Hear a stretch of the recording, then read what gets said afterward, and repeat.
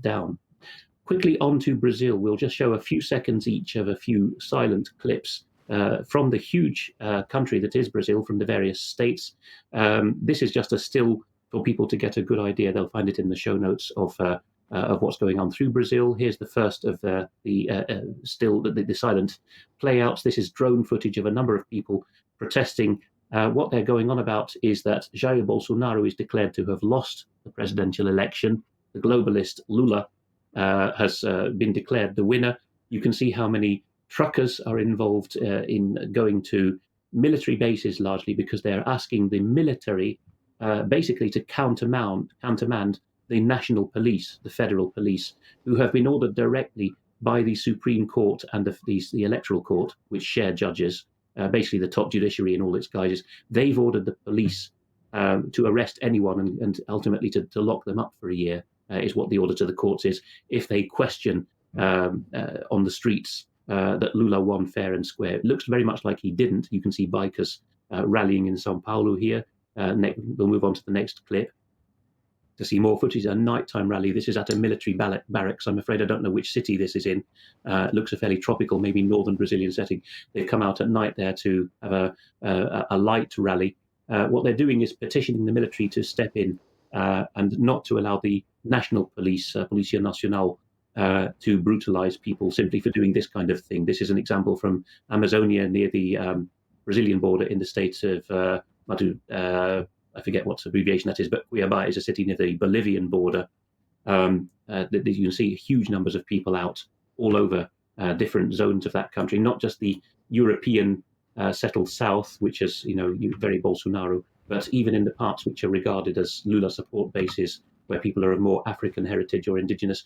There's a lot of popular support for finding that Bolsonaro was robbed of this election in a way that allegedly is becoming increasingly common in Western countries. So there's quite a lot still to be expected there. The final silent clip is you can see the oozing superciliousness of this man, I have to say. Alexandre de Moraes is the president of the Superior Electoral Court, the higher electoral court of Brazil. He's also got a role in the Supreme Court, and he is the man who's given orders to the police. I don't know how constitutional that is in Brazil. It would be irregular in most countries, saying the election's been done. Lula's won. He's going to be certified on the 19th. We already know he's going to be president on New Year's Day. Stop complaining already. And you can see the harsh attitude. He's acting as a kind of interim president, in my view, in much the way that the US Supreme Court justices are increasingly doing. Not good, especially if people go to prison for a year for questioning what's been going on here.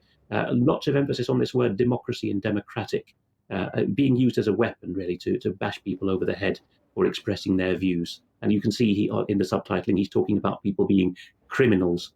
He may be referring to the truckers and bikers and people with the flickering lights outside the military barracks. I don't see how that's criminal. But there you are. De Moraes says democracy is won again in Brazil.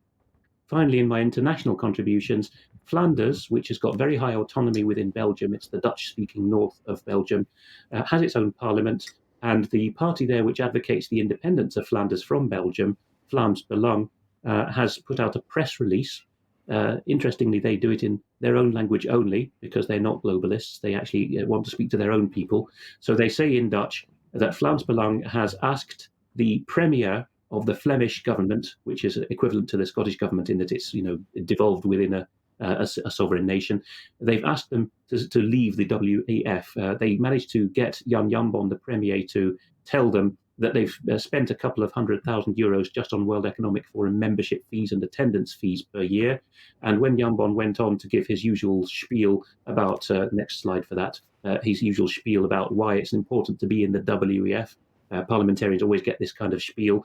It's important for inclusion, diversity, blah, blah, blah, blah. It's important for us to take part in Davos. And if you tap that again, you will see that the Vlaams Belang member of parliament in the Flemish parliament who asked this question, Mr. Von Roy, said, your answers are more concerning than we even thought. So would you please take the Flemish government out of the World Economic Forum? Because it's great to talk lofty ambitions, but we can't do that in the context of and under the auspices of the World Economic Forum, because it's a globalist lobby group and it's not in favor of our people. This has also been written up in English. The RAIR Foundation USA reports this up as with a full translation in English as Flemish Conservative Party demands the government cancels its WEF membership. So it can be done if you've got the right parliamentarians. Okay, Alex, thank you very much for that. We've just got two little segments here. These are slightly out of sync because they should have been with the other vaccine information, but we'll pop them up. This was sent through to the UK column, EU Vaccination Roadmap 2018 to 2022.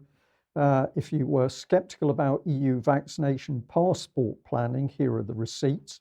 So we've put a link through to that if you want to follow that through and see what was happening.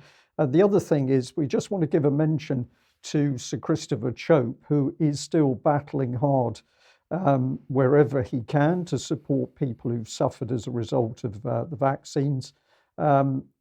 This is going back to March 2022, but nevertheless, what's been said is very pertinent. And also want to bring in this gentleman, Danny Kruger, Conservative Devices, because he's also in this particular debate pointing out concerns about the safety and efficacy of the vaccines.